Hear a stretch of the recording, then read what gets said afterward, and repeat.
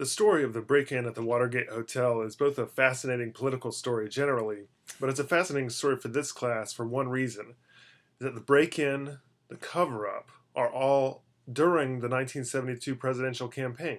And in fact, they're all occasioned by Nixon's paranoia that the Democrats are going to win the 72 campaign, that they have some secret strategy that his team hasn't quite gotten a hand on yet.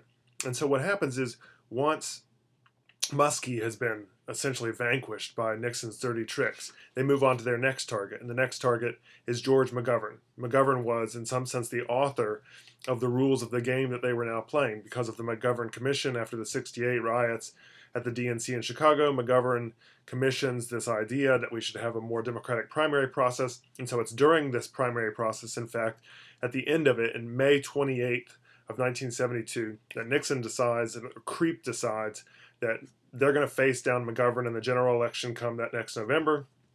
They've got to do whatever's in their power to figure out what the Democrats' strategy is going to be during the general election. And what's the easiest way to do that?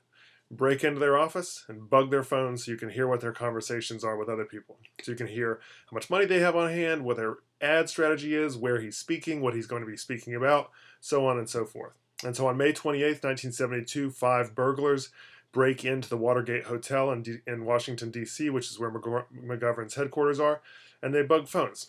And for the next 2 weeks, they listen from a truck outside, and they listen to these bugged phone calls, and they realize that they've bugged the wrong phones. In particular, a few bugs don't work, but the one bug that does work is just a secretary's phone, and it turns out that she spends her day not talking about Democratic strategy, but most of her phone calls are where she's actually having pretty explicit, lurid phone sex with her boyfriend.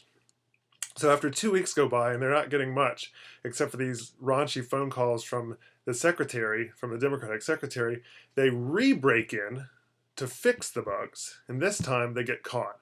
And the reason they get caught is kind of amazing in terms of incompetence, is that a door frame generally has, when you tape the lock shut, you want to tape it down the edge of it instead of around it like that, because if you were walking by a locked door where the lock had been taped in, you could see tape sticking out of the sides of it next to the door handle, whereas if it was taped flat, then you would never know that the lock had been tampered with. And so what the Watergate burglars do when they re-break back in June to fix these bugs is they tape the doors using this kind of a round method rather than the vertical method, and a security guard sees them, calls the cops, they're arrested. 2 days later, it's revealed that one of the burglars had ties to the White House, and this is the first time that the Watergate story makes it into the press. It makes it into the back pages, like page A12 or A16 of the Washington Post, and so it doesn't become a major campaign issue. And then Nixon, of course, says the White House has nothing to do with this. This is some surreptitious group, not even associated with the Nixon campaign or even the committee to re-elect the president.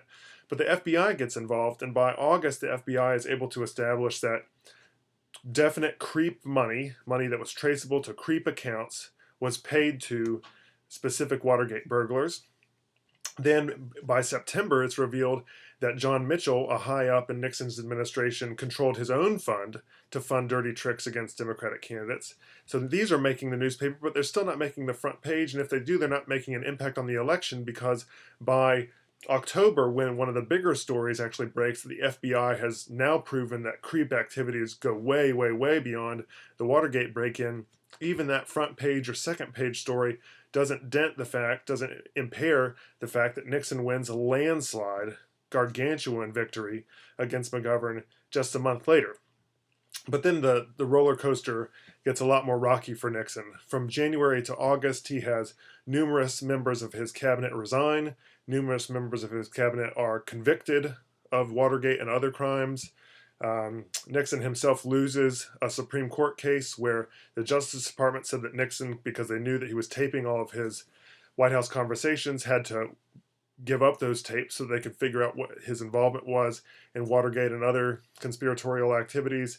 Nixon refused. It went to the Supreme Court. The Supreme Court compelled him to give up the tapes, and then Nixon resigns in August. And so just 10 months after Nixon wins a landslide election, 9 months after he wins a landslide election, he has to resign in disgrace. It's kind of an amazing story, because you wonder, with today's news media culture, would those stories in June, those stories in July, and especially those stories in October about the ties between Creep, the White House, and these burglars have become a more major scandal that would have impacted the election?